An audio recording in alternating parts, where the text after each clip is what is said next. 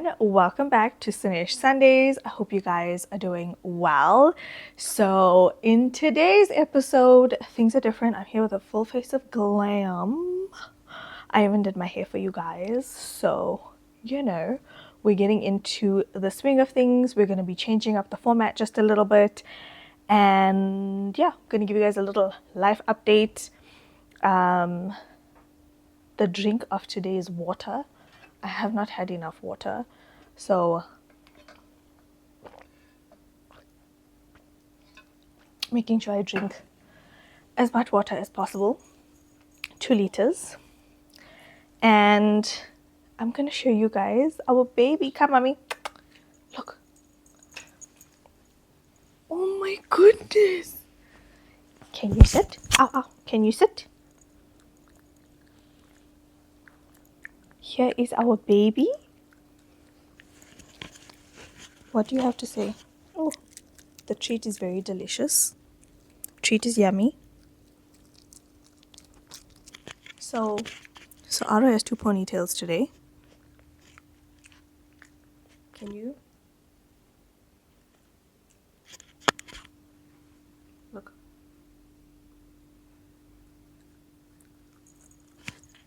I usually put her hair in one ponytail, but I decided to do 2 because her hair is always in her eyes. We're gonna get her groomed. Groomed is used very loosely. I usually groom her by myself. Okay, you can go down. Oh, let me show you her cute little sweater today.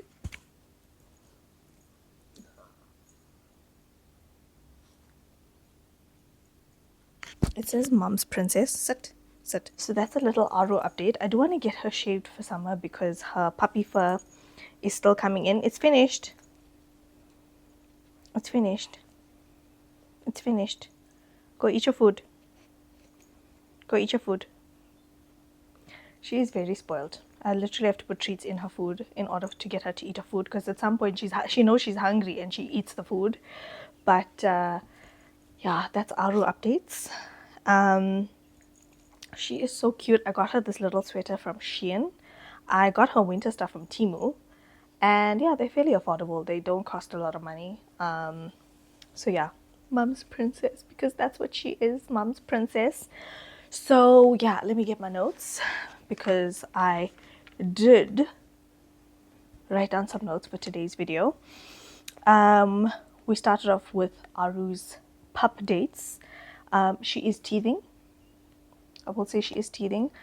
Her back molars are now falling out, which, my poor baby, but she is such a good pup, you guys. Like, I have no complaints. She is so sweet, so well behaved. She is potty trained, but like the vet says, in your house, they will test you. Always testing the boundaries, this one. But in other people's houses, very well behaved. Touch wood. Don't put eyes. So yeah, her fur is changing quite a bit. I'm noticing her body is still black, but there's a bit of silver coming through in her fur as well. Her face is mostly gray with a bit of tan and a bit of white as well. So she's currently drinking water. We should have a Aru cam following her around while we film this. But yeah, I've had her for 5 months now. Well, May, June, July, August, September, going into 4 months. I feel like I have one of her fluffs on my nose. Yeah, so I've had her for about 3 months. I think just over 3 months. So it's been nice. It's been nice to raise her and see how she's changed, and I keep reminiscing from like when she was young and now, and I'm like, oh, my heart can't take it. I absolutely can't. And then yeah, her new hairstyle. That's what we're doing with her now. I contacted the groomers and they said we need to wait a little bit more until her puppy fur grows out properly, or until she's 6 months and older, to shave her, because there is changes between her puppy fur and her adult fur. And what I'm noticing is that when the puppy fur was growing out, into adult fur, there's just uneven texture of the fur. So we'll get her shaved at some point, just so that her hair can all grow together, one length, healthy, all of that good stuff. I will be leaving her hair on her head to grow long, but yeah. Also, we're gonna do some highlights and lowlights today. I was very inspired by this from the Kardashians. If you guys can hear Aru biting things, it's just ambience at this point. I love the Kardashians. Keeping up with the Kardashians was all the rage back during COVID times. And I remember like eating supper with my family one night. I was like, you know what? We should see what's our highlights and lowlights. So we started doing this thing where we talk about our highlights and lowlights for the day. And I was like, let me incorporate it, because I don't get to debrief at the end of the day and tell somebody my highlights and lowlights. So it would be nice to incorporate it in our little solo cast. Highlight for this past week, it's a Monday today, so highlight for this past weekend was that I was booked and busy. Very grateful to have a job. I think in these times where unemployment rates are wild, it's very nice, very grateful to have a job and to stay employed. That's the most important thing, especially in Cyril's economy. It's very rough out there. And then yeah, low light. It was just very hot this weekend. It was like 30 degrees. It was so hot, you guys. And today it is overcast and there's a chill in the air. So that is fun. But yeah, that's our nitty gritties. But moving on to today's episode, I wanted to get into some of the lessons that I've learned this year or so far in my life. You know, also, I don't know if you guys have noticed, but I feel like I haven't been myself for a very long time. I haven't been my most confident version of myself. I haven't been like, how do I say, like confident in myself just in general. And I just think there's been a lot of things happening behind the scenes that you guys don't get to see that has broken my spirits, and I let it. Because sometimes, you know, you don't know any better. You don't know how to stop situations from happening. You know, it's like people from the outside can see it's a train wreck waiting to happen. But when you are in it, you don't actually know how you got yourself into that place. So the first thing I would say is, I'm sure you guys know the whole Risa Tisa situation. It was like trending earlier this year. And I'm going to get very, very vulnerable with you guys in today's episode. And I'm going to say that I've had a very similar experience to Risa Tisa, except this person spoke a whole lot and did nothing. Didn't even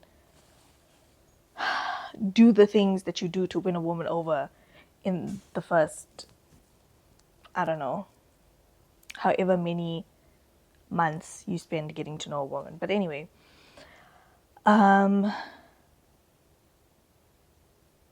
it was not my finest moments. I really was going through a lot last year. I was very weak mentally.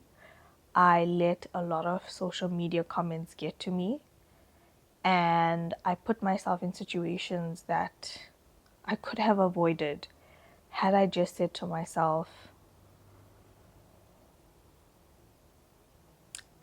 your value does not depend on how people see you.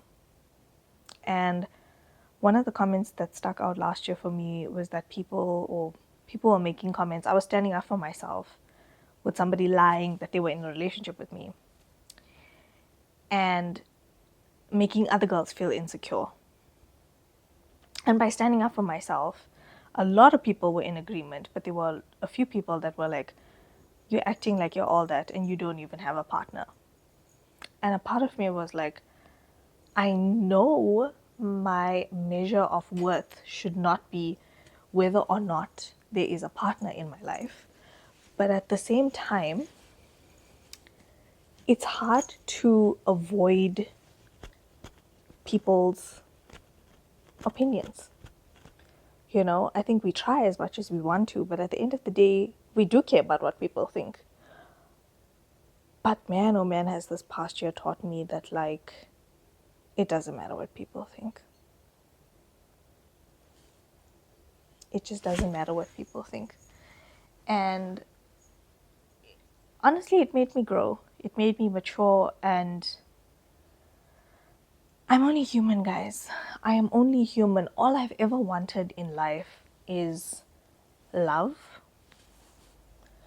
and appreciation and just to be shown the same love that I give to people. Because I'm a human being. I want to be loved too, But through life, I have learned that not everybody has the best of intentions for you. There are people that just want to exploit what you have to offer them. And yeah, I was in a situation where, sorry, I have to keep moving everything away from a certain somebody. But anyway, I got taken for a one. Why? Because I listened to what other people say. And I'm not going to get too much into it, but men lie, ladies, men lie. I think we do ourselves a disservice when we just believe their lies outright. And even after we find out that they lie, we still stay because we think all men lie to be with you, to get their leg in the front door in the whole grand scheme of things. But it's not realistic. It's not realistic. And I think if anything I've learned is that you have to be extremely discerning with people who have bad intentions for you, and also stop feeling bad for people. I feel like I felt so bad for people, and I know what it's like to come from not having anything. So being in a situation where I saw this person didn't have anything, I was like, okay, I get it. And I didn't want to judge them too harshly on their circumstances. But at the same time, they were manipulating me, giving me sob stories, telling me sad stories, all to get something from me. And all to fuel their nasty habits. And if there's anything I could say to you guys, please learn from my mistakes. Don't trust people blindly. Don't allow people to manipulate you, to tell you sob stories. If anyone is older than you and they are a grown-ass man, they should not be asking you for money. That's the reality of it. You should not be paying for anything. In the first 6 to 12 months of your relationship, you should not be paying for a single thing. And here I am thinking, oh, it's normal. It's completely normal. But now I get it. Having high standards is not because you're a gold digger. Having high standards is to protect you from people who want to manipulate you and use you for what they think you have. So I was in a very weak spot last year. I was struggling, and I thought to myself, there's going to come a time where I'm going to have to ask people for help. And I thought that if somebody needed help from me, in order for me to be worthy of receiving help from another person, I needed to help people. And I feel like I was completely exploited based off that ideal. I should not think that way, that I have to, yes, you have to put in good karma out there into the universe, but don't put it into the wrong people. Or don't put your efforts into the wrong people. And I realized that I was wrong on so many levels. I was wrong on so many levels to think that way. I have family. They love me. They would help me out if things got difficult, But I didn't have to resort to taking care of somebody else's child to feel that I was worthy of help had I needed it at some point, you know? But it's such a difficult space to be in, because if you don't give out into the universe, how do you get back? You know, it's a give and take situation. But I've learned that the give and take situations don't have to be as drastic as fueling somebody's bad habits and not knowing about it. We all are human, guys. We all make mistakes. And another thing on friendship is that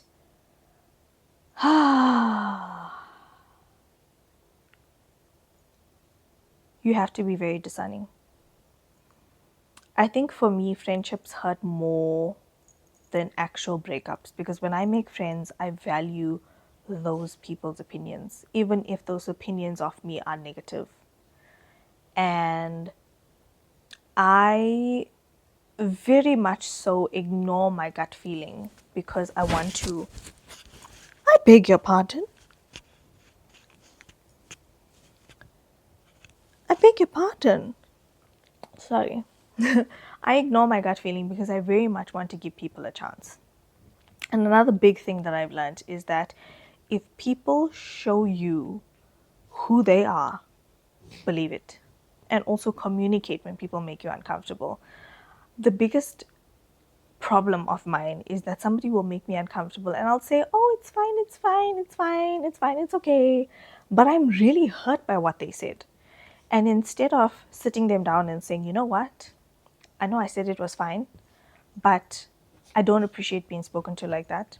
I don't appreciate your tone with me. I don't appreciate, etc., etc. And draw my boundaries then, not draw my boundaries after the same thing has happened multiple times and they've said, oh, I'm so sorry, I'm so sorry. And you're not really sorry if you keep doing the same things over and over again. And then when I finally bring it up, or when everything comes to a head, then you're like, no, I never did that. I only did it once. Yeah. Anybody who invalidates your feelings, who treats you some kind of way, draw your boundaries, guys. Draw your boundaries, draw a line in the sand. Don't wait for it to get to a point where it's beyond the damage. Because it's just extremely upsetting at the end of the day when you hold people to value and they turn around and say, I know you helped me, but I didn't ask for it. And I know you spoil me and you show me so much love and care, but my feelings are still valid. Yes, your feelings are still valid, 100%. But why is it that you invalidate my feelings? Why is it that only one person's feelings gets taken accounted for in the situation? So that's what I've learned, guys. It's very hard out there in terms of relationships and friendships and to navigate these things. And I'm learning so much along the way. I'm learning how to navigate these difficult times. I'm learning that I am the problem as well, because these things wouldn't happen to me if I didn't let them happen to me. So if there's anything you guys are going to take away from today's episode, I'm not going to have it too long, but take accountability for your role in your suffering, or for the role you play in letting things go too far, or in allowing... I beg your pardon? I beg your pardon? She thinks it's a toy. Anyway, as I was saying, we need to take accountability for the role that we play in our own suffering. Can you please not bite my cord? Anyway, as I was saying, we have to take accountability for the role that we play in our own suffering. Like, yes, I've been hard done by. Yes, I've struggled with friendships. But it's because I allowed those things to happen. So I feel like we all need to heal on a level where we stop being the victim and start saying, I allowed that to happen. Yes, and I'm wrong for it. I am very much wrong. I should have never allowed certain things to happen. I should have never allowed certain behaviors to occur or to be treated a certain way. And I have regrets, guys. I'm human. You know, I used to think that like I I didn't need to regret my life choices because it's what has made me grow. But at the same time, I do regret it, especially like the past year, because I've learned these lessons. I've learned them, but do I keep doing the same things over and over again and expecting different results? Yes, I do. So I'm changing the narrative. I'm taking my power back. I am not. My nose is itchy. I feel like I have an arufa on my nose. Oh, very annoying. Ooh, please hold. Aru's getting up to mischief. Yep, she was getting up to mischief. So yeah, I'm just learning that we all need to start taking accountability for the role we play in our own suffering. And yeah, and I'm learning that like if anybody is giving mean girl energy, trust that that is the energy they are giving, and don't go and befriend that energy thinking it's going to be different with you. People show you who they truly are, whether it's relationships, whether it's friendships. People show you who they truly are at every single point and turn. It is us that choose to ignore those red flags. All I can say at the end of the day is that I've learned my lessons, and am I going to be very specific with who I share my energy with and my time with? 100% yes. I keep my friend circle extremely small because what I've also learned is that if somebody can talk badly about their friends to you, they can talk badly about you to other people. And trust me, it's a common occurrence. It is a very common occurrence. And there's also times where if there is only gossip, if there's no gossip, they don't bother to talk to you. They don't bother to have intellectual conversations with you. That's also a red flag. You know, everybody gossips, right? But there's a healthy level of gossip where you just vent to your friends, you tell them what you're going through, and then you forget about it. But there's levels where you know every single play-by-play that's taking place on certain apps and who's involved in drama and who's gunning on. I don't need to know that. It doesn't benefit my life in any way. It doesn't pay my bills in any way. And that is such a temporary thing to involve yourself in. So at the end of the day, I'm a human being. I make mistakes. I've probably made a lot of mistakes in my life. I have tried to be the best version of myself. I've tried to change from being super judgmental about people and just, you know, allowing people to show up as the best versions of themselves. But in doing so, allowing myself to be taken for a very small number. And it's all about finding a balance. And I think I'm still trying to find that balance. That's why I don't want to date. I don't want to socialize. I don't want to make new friends because I feel like I just need to figure out what I'm looking for in friendships, what I'm looking for in relationships, manifest those things in my actions on my day to day, just by myself, just me and Aro against the world. And hopefully I will attract the right people, the right friendships, the right relationships, because I just feel like I'm in a place where all I attract is broken people and hurt people who hurt people.